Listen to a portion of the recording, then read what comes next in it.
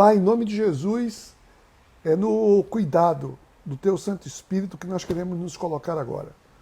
Obrigado, Senhor, por todo o Teu cuidado, obrigado por toda a Tua providência, obrigado porque Tu nos atraíste mediante o Teu amor, e nós queremos nesse instante, Pai, nós queremos sim, queremos aqui abrir o nosso coração para aquilo que a Tua palavra quer nos ensinar, quer nos mostrar, que esse relato, Pai, traga a cada um de nós, sim, uma esperança, mas também uma coragem.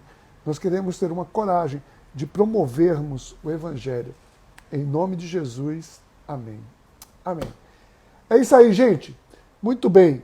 Então, aqui, para quem está ao vivo, quem está online, o meu boa tarde, né? Para quem está vendo qualquer uma outra hora, aí vale tudo.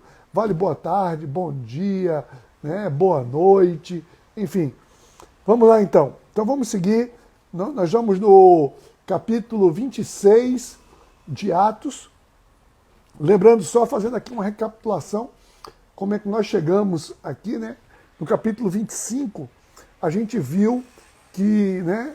Pega aqui o capítulo 25, a gente viu na quinta-feira o capítulo 25, na sexta a gente deu aquela parada para um momento de perguntas e respostas, sempre às sextas, e na quinta a gente viu o capítulo 25. A gente viu que Paulo, ele estava preso lá em Cesareia, né, e tinha sido sob o governo de Félix, e Félix foi substituído ali, agora entrou Festo como governador daquela região.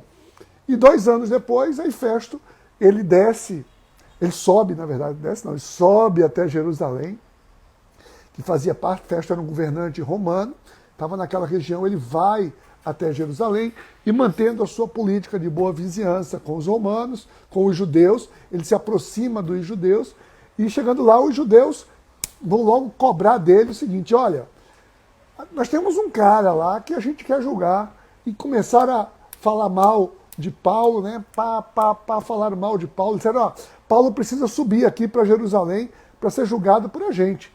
Félix tinha levado ele para lá, mas a gente quer que traga ele para cá. E aí Festo pegou e disse: olha, não é bem assim não, ele está preso sobre os meus domínios lá em Cesareia, então se alguém quer acusá-lo, vai até lá. Vai lá e lá a gente monta o tribunal e a gente ouve todo mundo, tudo bem. Aí a gente vai julgar ele lá. Tá? Então, e assim foi feito. Eles desceram de Jerusalém para Cesareia e os líderes religiosos foram lá e quiseram acusá-lo, né?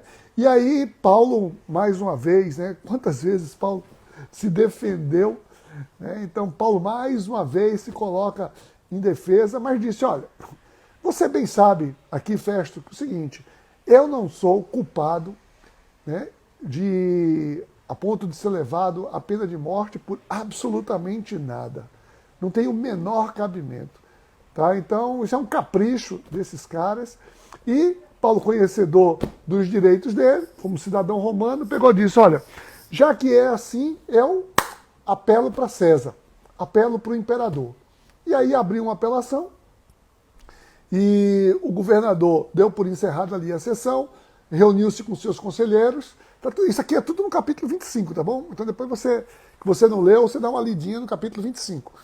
Ele pega, se reúne com seus conselheiros e diz: ó, beleza, apelo concedido, você, em tempo oportuno, você vai a Roma se defender junto a César, né, junto ao imperador.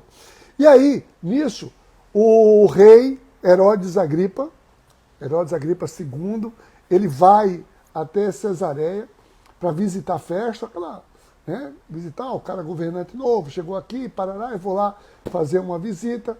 E aí o rei Herodes Agripa II chega lá e se hospeda lá, e naquele momento Festo chega para ele e diz: ó, aconteceu isso. Aí Paulo começou a falar quem era Paulo, o que é que tinha acontecido, que Félix tinha prendido ele lá, porque os judeus queriam matar Paulo, de qualquer maneira, um comandante trouxe ele até Cesareia, e Félix se o prendeu, manteve ele preso, e agora ele estava com essa batata na mão.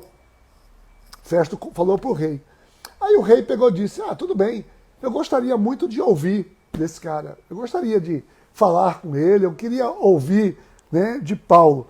E depois, então, Festo disse, tudo bem. No dia seguinte, Festo montou todo o circo, né, para ouvi-lo formalmente, montou o tribunal, porque como eu já disse aqui antes, né, ao governante romano era dado também o poder de juiz, ele também ali ele era um magistrado, também ele poderia julgar, e naquele instante ele está ali e diz, vamos montar tudo aqui, e o próprio Festo já chega dizendo para o rei Agripa, dizendo, na verdade, eu não vejo, né, muita coisa que possa assim, acusar esse cara, não. Eu não entendo muita coisa, não. Mas, diante de ti, rei Agripa, eu até preciso de argumentos, né? Eu preciso de argumentos, sabe para quê? Para levar para o imperador. Porque imagina, eu vou mandar para o imperador esse cara aqui dizendo, olha, eu estou mandando ele para ir, mas não tem muita coisa a ser acusado contra ele, não. Então, o próprio Festo diz, rei, então me ajuda aí e vamos ver se a gente encontra alguma coisa para que a gente vá acusar esse cara, tá bom? Então, esse é o capítulo 25, é nesse contexto que a gente chega no capítulo 26. Então, no capítulo 26 agora, entrando no capítulo 26, propriamente dito, vamos ler aqui então o capítulo 26, tá? Aí diz assim, veja você, acompanha aqui comigo. Então, Agripa disse a Paulo, você tem permissão para falar em sua defesa. A seguir, Paulo fez sinal com a mão e começou a sua defesa. Eu não sei qual foi o sinal que Paulo fez com a mão, não, né? Mas, em tese, ele estaria acorrentado ali, né? Não é que o sinal que ele fez foi assim, né? Mostrou assim as suas correntes, então, não sei. Então ele fez um sinal de reverência, eu não sei qual foi o sinal, mas está dizendo aqui que ele fez um sinal com a mão e começou a sua defesa. Então, aqui nesse comecinho, e eu vou ler aqui até o versículo 3, ele diz assim, Rei Agripa, considero-me feliz por estar hoje em sua presença para fazer a minha defesa contra todas as acusações dos judeus, e especialmente porque estás bem familiarizado com todos os costumes e controvérsias deles. Portanto, peço que me ouças pacientemente. Vê, então, aqui, ou seja, Paulo já tinha se defendido diante dos judeus, mas os judeus não estavam querendo nada, estavam só matar ele mesmo. Mas ele tinha se defendido perante o comandante romano, ele tinha se defendido perante o governador Félix, ele já tinha se defendido contra o governador Festo. Ou seja, mas falar com romanos acerca de questões religiosas era um pouco mais penoso para Paulo. Então, Paulo já está dizendo aqui da alegria dele, considero-me feliz, é o que ele está dizendo, né? Olha aí, no verso 2, por estar falando na sua presença, né? Olha só, especialmente porque estás bem familiarizado com tudo isso. Então, Paulo estava mais tranquilo, porque ele sabia o seguinte, o rei Agripa, ele, né, era ali um hebreu, e por ser hebreu, ele conhecia todas aquelas demandas, né, sabia que o pai dele era uma pessoa religiosa também, como judeu, e aí ele disse, para você eu vou falar de uma maneira que você vai me entender claramente. É quase uma pessoa que fala sempre, né? Imagina, você vai comparecer perante uma outra pessoa, vai falar em uma outra língua que você nem domina muito, e de repente você não tem que explicar tudo na sua língua materna, né? Algum dos seus. Então é muito mais fácil, né? Então ele aqui ficou muito mais tranquilo. Então, vamos lá, vamos seguir o que é que ele diz aqui no versículo 4. E assim, e no versículo 3 ele diz assim, Portanto, peço que me ouças pacientemente. Eu acho engraçado esse termo aqui, pacientemente, porque esse pacientemente também é assim, é benevolentemente, né? Porque se é mais uma pessoa que está me julgando, pô, a turma não está tendo paciência comigo, a turma não está querendo me compreender. Então, se o senhor possa me compreender e dizer aí para esse romano, né, o que é que se passa, né? E ver, pô, já estou aqui 2 anos preso sem nenhuma culpa, né, sem nada formalmente, sem nenhuma prova de nada. Eu estou preso. Né? Isso acontecia antes, acontece agora também, né? Pessoas ficarem presas, às vezes, injustamente, sem provas. Né? Vamos lá. Verso 4. Todos os judeus sabem como tenho vivido desde pequeno, tanto em minha terra natal, como em Jerusalém. Eles me conhecem há muito tempo e podem testemunhar, se quiserem, que, como fariseu, vivi de acordo com a seita mais severa da nossa religião. É? Verso 6. Agora estou sendo julgado por causa da minha esperança no que Deus prometeu aos nossos antepassados. Esta é a promessa que as nossas 12 tribos esperam que se cumpra, cultuando a Deus com fervor, dia e noite. E por causa dessa esperança, ó rei, que estou sendo acusado pelos judeus. Porque os senhores acham impossível que Deus ressuscite os mortos. Percebe aqui a velha estratégia de Paulo?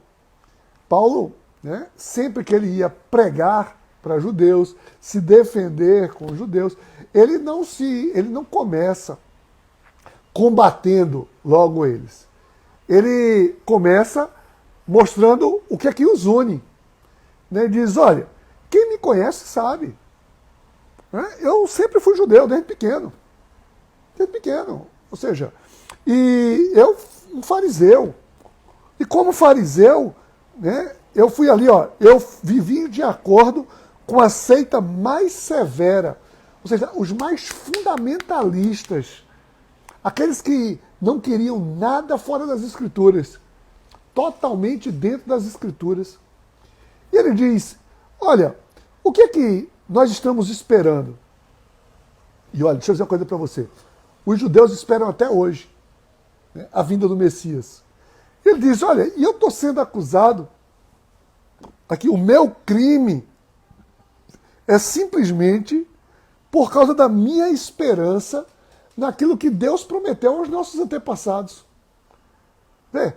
Então ele diz, é insano tudo isso. Isso é insano.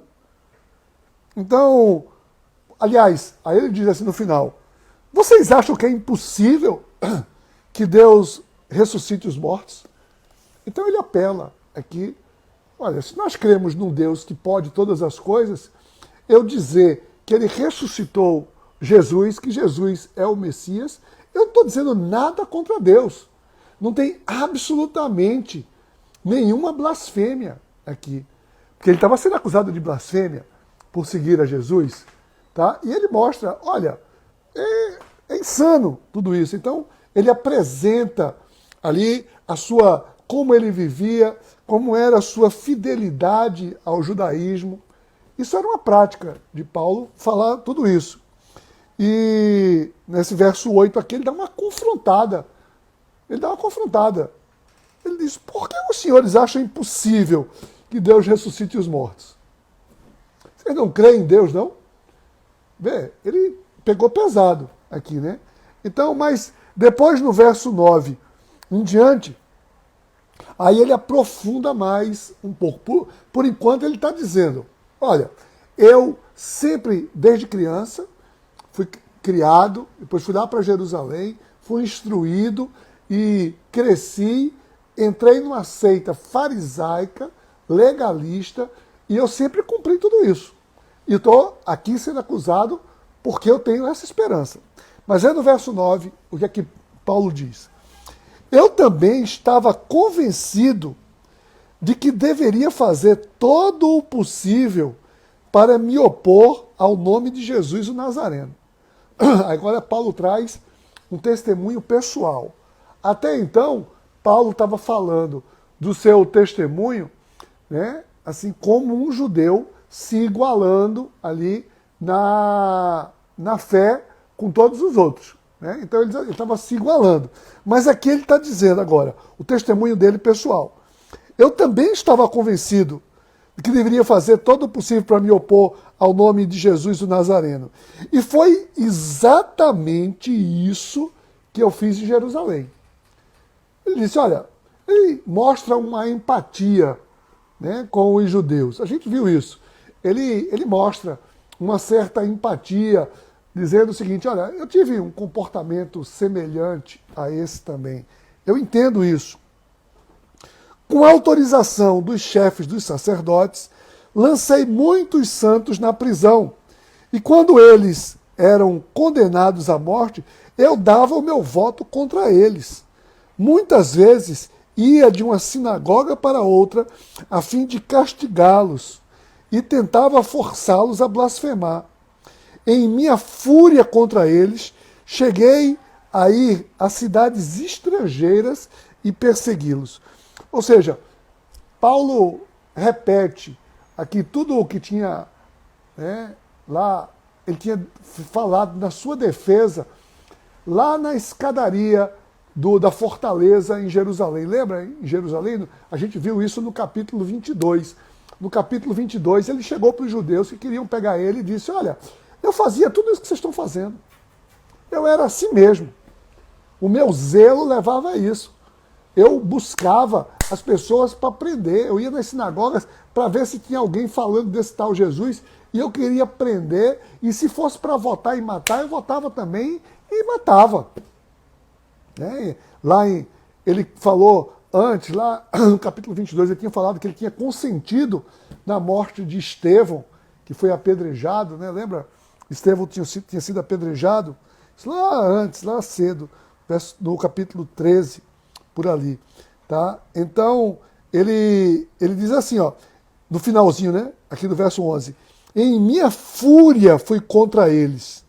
Em minha fúria eu fui contra eles. Vê?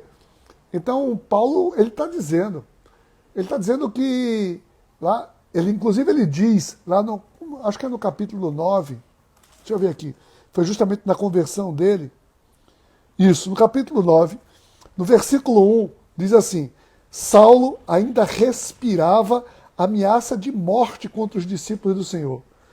Vê, tá vendo? Paulo está dizendo aqui, em minha fúria, ou seja, Paulo diz assim, eu babava de ódio contra os judeus. Eu queria matar todos os judeus. Eu queria persegui-los. Eu ia de cidade em cidade. Aí, agora, Paulo diz, nesse momento agora, no versículo 12, Paulo apresenta, sabe o quê? O seu testemunho de conversão. Está apresentando aqui para Agripa, porque ele já tinha falado. A gente viu isso lá no capítulo 9, a sua conversão foi no capítulo 9, ele testemunhou a sua conversão no capítulo 22, lá para os judeus em Jerusalém, e agora, aqui, ele está falando para o rei novamente. Olha só, ele diz aqui, no verso 12, quem está conosco aqui já conhece essa história, quem, né, já ouviu essa história antes, aqui, vai ver de novo. Ele diz o seguinte, numa dessas viagens, eu estava indo para Damasco, com autorização e permissão dos chefes dos sacerdotes.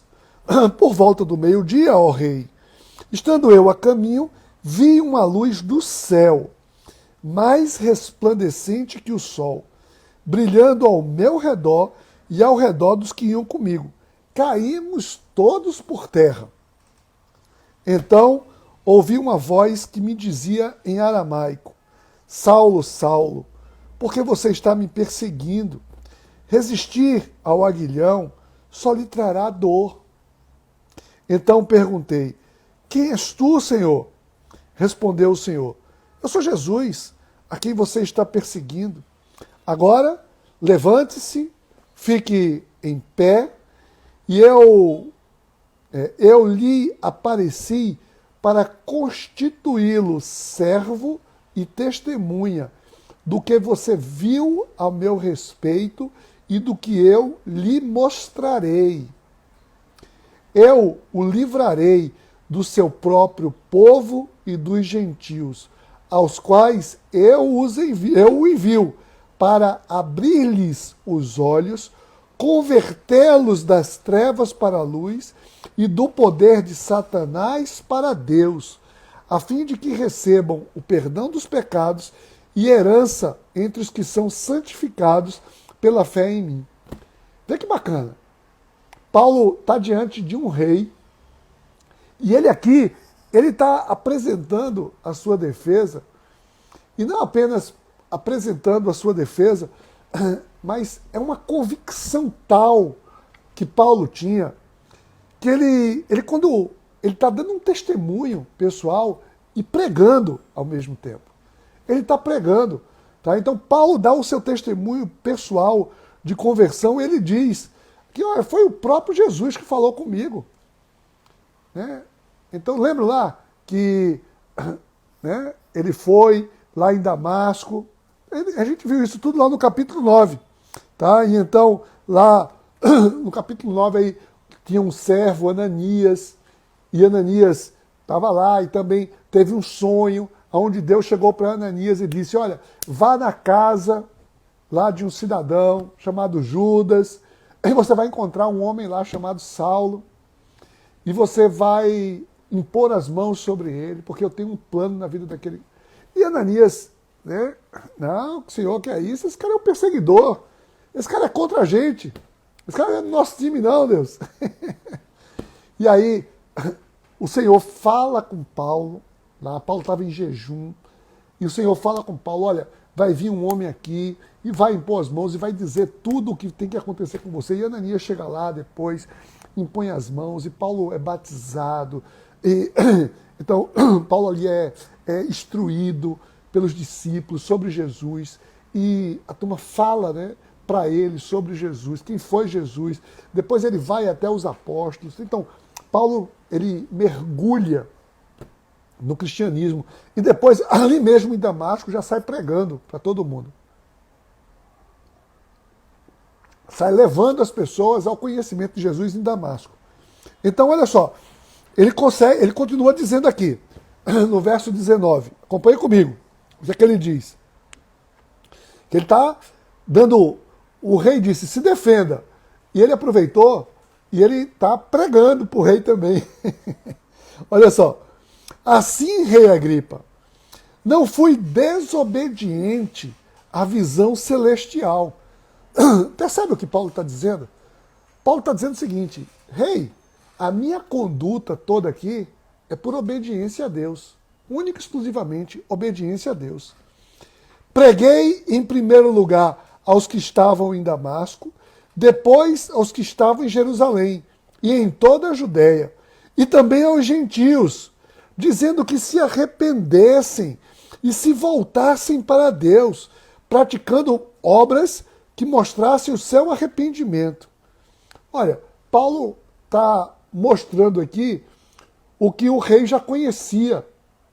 Isso aqui era a proposta de João Batista. João Batista estava lá, levando as pessoas ao arrependimento. Tá? Então, aí ele diz, olha, eu não fiz nada de errado. Eu estava fazendo a mesma coisa que João Batista estava fazendo. No verso 21, por isso os judeus me prenderam no pátio do templo e tentaram matar-me.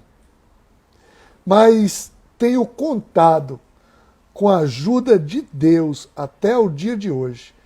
E por esse motivo estou aqui e dou testemunho tanto a gente simples como a gente importante. Não estou dizendo nada além do que os profetas e Moisés disseram que haveria de acontecer. Gente, eu queria dar uma parada aqui. Olha, isso para mim aqui é fundamental. Porque é o seguinte, a gente vê, muitas vezes, pregadores, pessoas aí cheias do Espírito Santo, mas que tem uma revelação nova, agora uma novidade, e um modismo qualquer, e começa a pregar agora como se fosse uma coisa, né? Agora eu descobri algo maravilhoso aqui. E Paulo, ele diz aqui, com muita humildade, ele diz o seguinte, olha, cadê?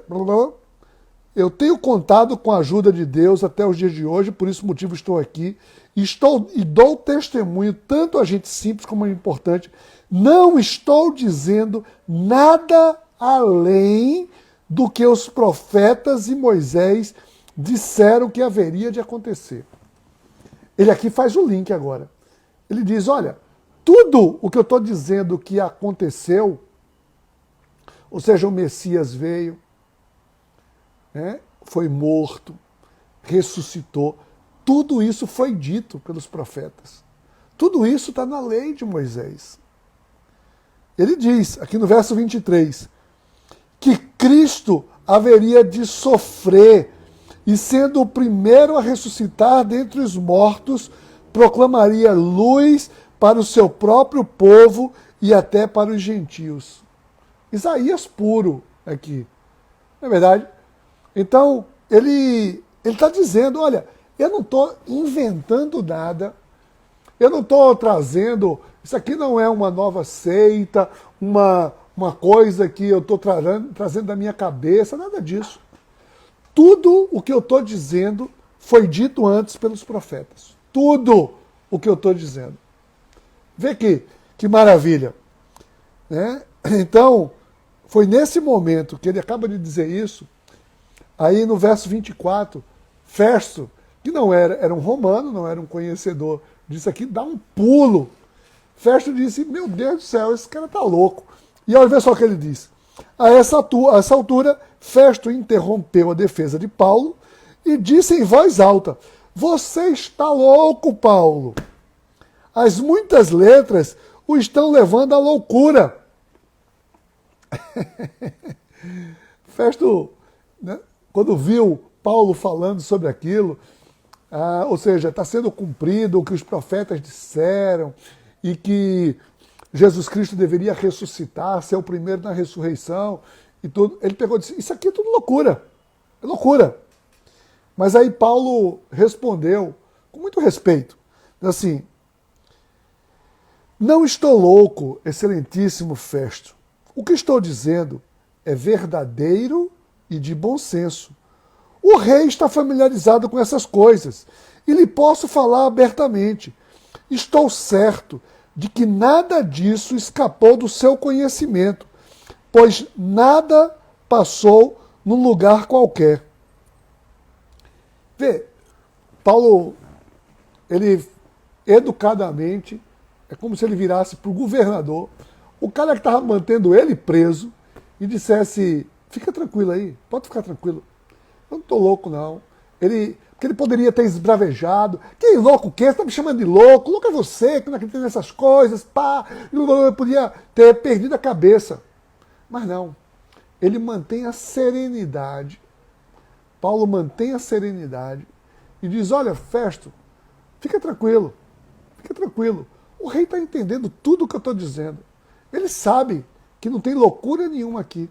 Tudo o que eu estou dizendo, tá? Então eu estou falando, tudo que eu estou falando é verdadeiro e de bom senso.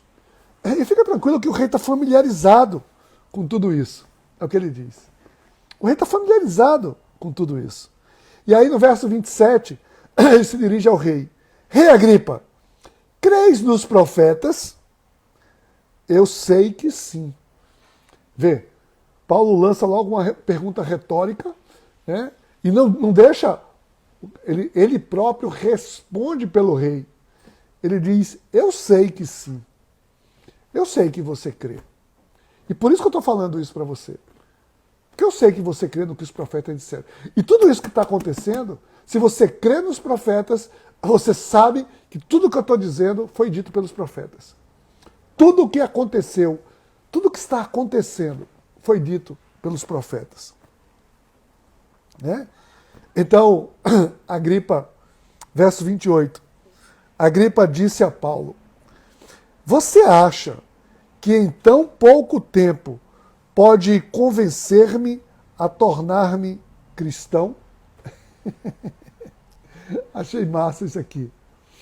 Né? Tem algumas versões que, né, não está em interrogação. Isso aqui. Como se o rei afirmasse: olha, né, puxa, você acha que eu vou me convencer disso aqui? Você está falando isso aqui para que eu me torne um cristão. Paulo respondeu. E Paulo, naquele momento, ele continua sereno. Paulo está no mais lúcido da sua forma. Olha que Paulo responde para... Ou seja, o rei deu de bandeja essa, perguntou: você quer que eu me torne um cristão? E assim, em pouco tempo, olha só, vê o que ele diz, verso 29, Paulo respondeu: em pouco ou em muito tempo, peço a Deus que não apenas tu, mas todos os que hoje me ouvem se tornem como eu, porém sem estas algemas. Ou seja, Paulo, ele traz claro aqui o sentido da catolicidade da mensagem, que ele poderia dizer: não, é isso mesmo, eu estou dizendo aqui, né, em breves palavras, é isso mesmo, aqui é para você se converter mesmo. Porque se você não se converter, você vai para o inferno e não sei lá, parará. Então, né, porque o rei questionou. Ele questionou aqui quais são as suas intenções. E Paulo, ele reafirma o seu propósito. E o meu propósito, rei, olha, pode ser pouco, muito tempo, e não é só para você, não. É aquilo que a gente estava falando lá no início. O propósito de um cristão é levar todos ao conhecimento da verdade. E Paulo está dizendo: não apenas você, mas todos os que estão ouvindo aqui. Esse é o meu objetivo. Então, depois disso, né, quando Paulo diz isso aqui, no verso 30 diz: o rei levantou-se, e com ele o governador e Berenice era a irmã do rei, como também os que estavam assentados com eles, saindo do salão, comentavam entre si: este homem não fez nada que mereça morte ou prisão. Ou seja, em última instância, o rei está dizendo aqui assim, né, o que é que você está fazendo, meu nobre Festo? Que injustiça é essa? Esse cara não fez absolutamente nada para estar nem preso, quanto mais condenado à morte. E aí no verso 32 ainda diz, Agripa disse a Festo: ele poderia ser posto em liberdade se não tivesse apelado para César. Então, isso aqui, ele só traz à tona a questão que ele alivia nesse momento e transfere a responsabilidade de não soltar Paulo agora para o próprio Paulo.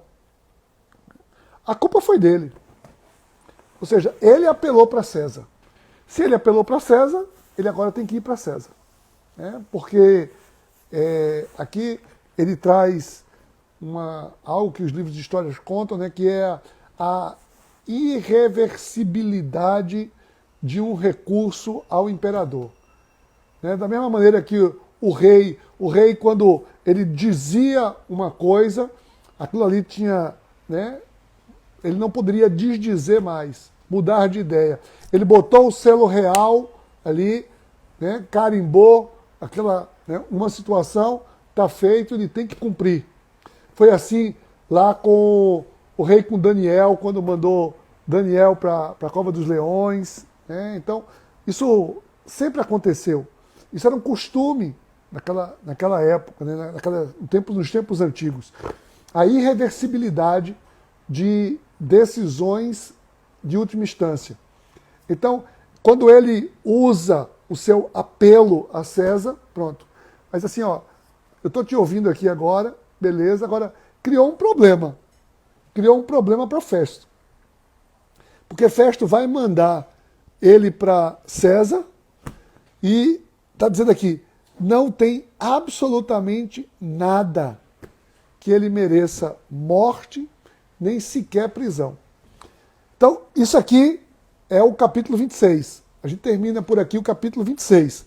Porque depois disso, a gente vai ver amanhã, Paulo, então, ele segue ainda como prisioneiro, ele agora é um prisioneiro romano, ele vai para Roma.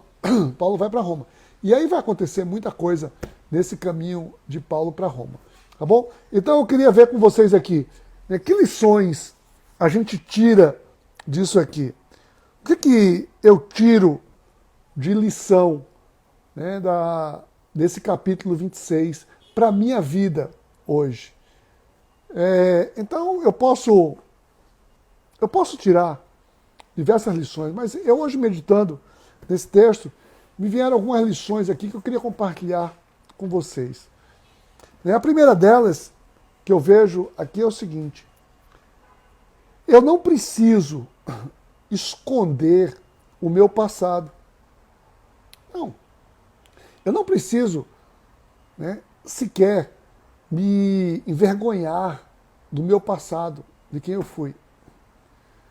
Eu preciso sim ter uma noção clara do meu arrependimento e do perdão que eu recebi. Tá? Então Paulo aqui, ele não escondeu o passado dele. Ele usa o seu passado como testemunho. Mas deixa muito claro que o seu arrependimento o levou a uma mudança radical de conduta. Ou seja, olha, Paulo disse, olha, eu estava nesse caminho também. Eu entendo. Aí testemunha, mas ele mostra que ele muda completamente. Então fala que agora ele regenerado, a partir de um encontro com Cristo, ele foi regenerado. Ele tem uma nova conduta. Tá? Então essa para mim é uma lição muito grande. Outra lição que eu tiro aqui, no verso 19, é quando ele mostra para o rei Agripa o seguinte: olha, tudo que eu estou fazendo é em obediência irrestrita ao Senhor, ao Deus. Ao Deus. Olha só. Ele, verso 19, não fui desobediente à visão celestial. Ponto. Ou seja, rei, o que eu estou fazendo aqui é obediência a Deus. O Deus que você segue também. Você sabe que precisa ser obediente. Então, eu simplesmente estou cumprindo a minha obediência. Tá? E aí, ele até diz, né, que no verso 22 ele diz assim, aqui, ó, tenho contado com a ajuda de Deus até o dia de hoje. Por esse motivo é que eu estou aqui dando testemunho. Ou seja, a minha fidelidade a Deus tem sido uma relação de fidelidade de Deus para comigo também. Então essa é uma lição que eu tiro. Tá? Então fazer as coisas não por uma conveniência, não por um momento, não para me locupletar, mas eu faço as coisas em obediência a Deus. Obediência a Deus.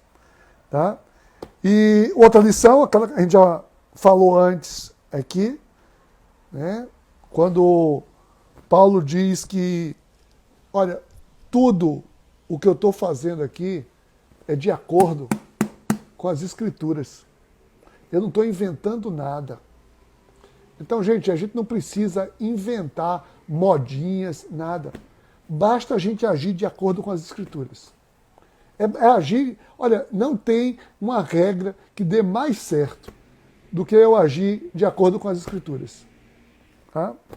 E no verso 29 também, uma outra lição fantástica, é a coerência de Paulo com a missão. Quando o rei diz, você quer me converter? Ele diz, não. Você só, em pouco tempo, não só você, nem em pouco tempo. Eu quero converter todos que estão aqui. Quero convencer a todos que estão aqui, porque isso é a verdade que eu estou falando. Ou seja, o senso de missão. O senso de missão.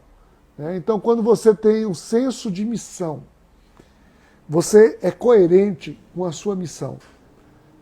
Independente do que é que isso venha ali trazer ou que possa acontecer. Tá bom, gente? Então, essas são algumas lições que eu tirei hoje. Você certamente Deus pode ter falado alguma coisa diferente, assim, a mais no seu coração, é pessoal, isso são lições. E eu espero que tudo isso tenha trazido para você, né, um ânimo novo. Tá? Então eu quero orar com você agora nesse instante. Pai, em nome de Jesus, é diante dessa palavra, desse testemunho incomparável, Pai, arrebatador da vida de Paulo, ó Senhor, que nós queremos nos colocar agora, cientes de que nós também tivemos um passado que pode nos envergonhar, mas que nós queremos, Pai, colocar todo o nosso passado, todo o mal que nós fizemos preso na cruz e receber, Deus, de Ti a certeza, a convicção do perdão para uma nova conduta. Ó, vem, Espírito Santo de Deus, leva-nos a agir com o discernimento sempre de quem obedece ao Senhor. Nós queremos obedecer, na certeza de que seremos honrados. Dai-nos, Senhor Deus, uma coerência sempre com a missão que Tu nos legasse. Nós queremos viver por essa missão, para levar esse Evangelho, tornar conhecido a todas as pessoas. Em nome de Jesus. Amém.